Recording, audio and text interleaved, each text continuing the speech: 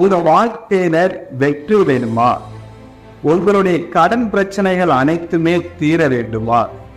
உங்களுக்கு கோடீஸ்வரனாக வேண்டுமா?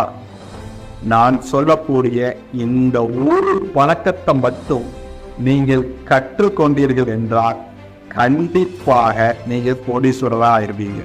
ரொம்ப சுலபமான ஒரு விஷயம்தான்.